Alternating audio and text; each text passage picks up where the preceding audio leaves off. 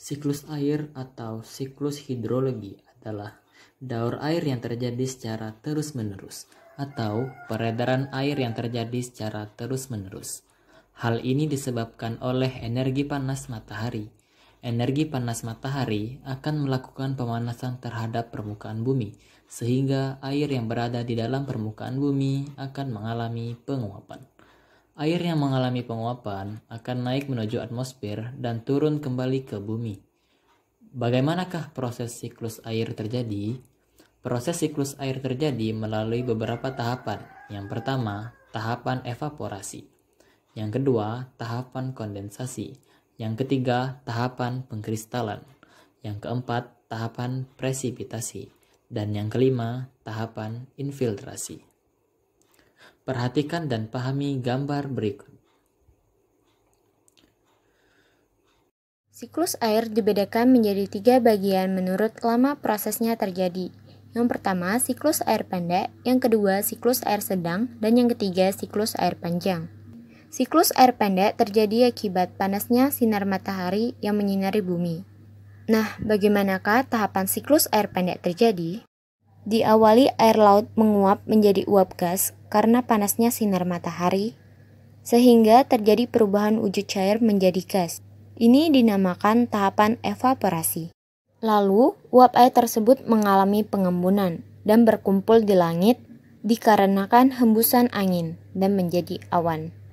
Kemudian, uap air bersatu dan mengalami pendinginan, sehingga hujan turun ke bumi yang disebut dengan presipitasi. Nah, inilah yang disebut dengan siklus air pendek. Siklus air sedang adalah siklus air yang terjadi akibat panas matahari dari penguapan sampai pengaliran melalui sungai. Bagaimanakah proses siklus air sedang terjadi? Diawali air laut menguap menjadi uap gas karena panas matahari. Ini disebut tahapan evaporasi. Setelah terjadi penguapan, maka uap air naik lalu dibawa oleh angin dan berkumpul di suatu tempat sehingga menjadi awan besar. Proses ini disebut kondensasi. Uap air yang telah bersatu akan menjadi awan, baik awan gumpalan, awan serat, maupun awan cumulus. Awan akan mengalami pendinginan sehingga membentuk kristal.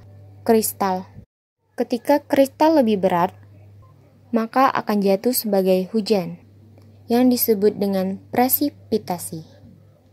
Air hujan yang tiba di daratan akan mengalir melalui sungai dan kembali ke lautan. Ini dinamakan dengan proses siklus air sedang.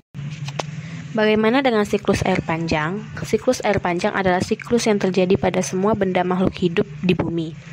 Nah, manakah yang tahapannya? Pada tahap pertama, penguapan terjadi pada benda mati dan makhluk hidup antara lain adalah air menguap menjadi uap gas karena panas matahari disebut evaporasi. Cairan yang berada pada tumbuhan manusia dan hewan mengalami penguapan akibat aktivitas makhluk hidup tersebut sehingga ini dinamakan proses transpirasi. Es di pegunungan juga akan mengalami penguapan karena dipengaruhi oleh suhu normal, sehingga dinamakan tahapan sublimasi. Kemudian, setelah terjadi penguapan air yang menguap dari berbagai benda di bumi akan berkumpul melalui tiupan angin. Semua uap air berkumpul pada suatu tempat, sehingga membentuk awan besar yang disebut kondensasi. Awan yang terbentuk akan mengalami pendinginan dan berubah menjadi kristal. Awan kristal akan terbawa angin ke pegunungan dan menutup gletser. Lalu gletser akan mencair dan mengalir ke laut melalui sungai. Selain itu juga, awan yang sudah mengalami pendinginan akan menjadi titik-titik air hingga menyebabkan hujan turun. Dan bukan itu saja, jika suhu di bumi semakin dingin, maka awan yang telah mengalami pendinginan akan menjadi butiran salju yang disebut presipitasi. Terjadinya presipitasi tergantung letak geografis daerah dan revolusi bumi terhadap matahari. Air hujan yang sampai darat akan mengalir melalui sungai menuju hutan. Ada juga air yang diserap oleh tanah dan mengumpul di dalam tanah disebut infiltrasi. Sekian video tentang siklus hidrologi dari kelompok 4. Kami ucapkan terima kasih.